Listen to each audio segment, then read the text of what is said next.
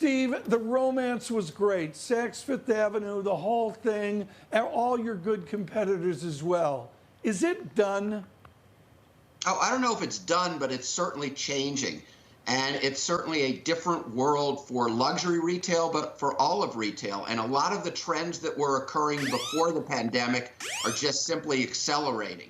And you're going to see more and more consolidation, more bankruptcies, but you're going to see survivors as well. And those that survive, who do things differently, I think have an opportunity to still thrive in this environment. How will they do that? How will they amend? How will retail amend given the new rules?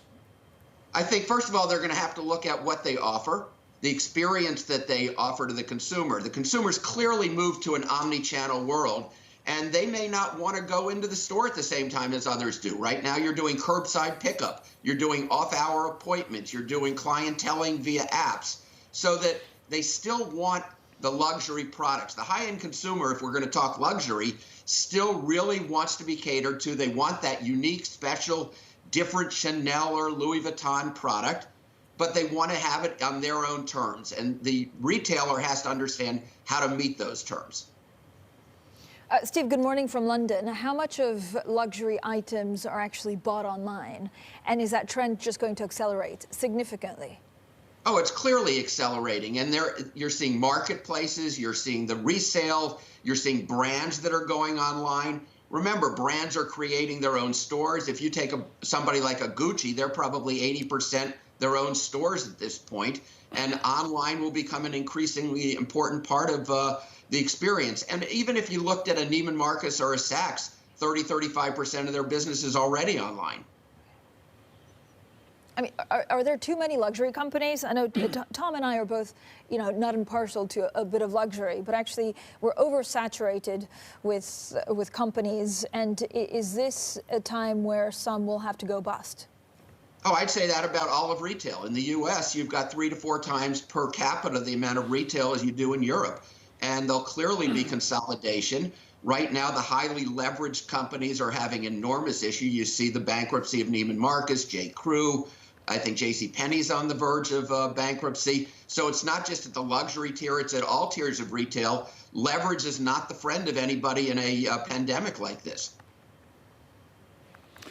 I look, Steve, at the path of every purchase, and you're world famous at this, how we actually go about doing a purchase. We see the item in a magazine, and then we decide to buy it, and there's a whole emotional process which you're expert in.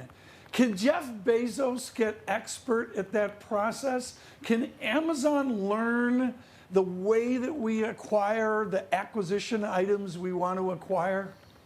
Oh, I think they already are.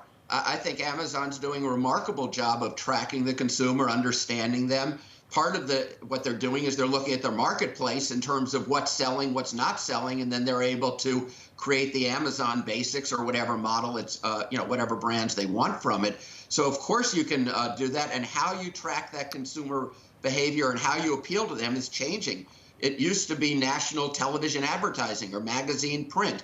Now social media is driving it, analytics, artificial intelligence. The whole world of marketing has fundamentally changed, not just at the luxury sector, but at all tiers. Whether or not Amazon plays in the luxury sector is a separate question. I think you're going to see evolving marketplaces, and that's why with the Net-a-Porters and others, you will see marketplaces emerge at luxury. May or may not be Amazon, but others will play.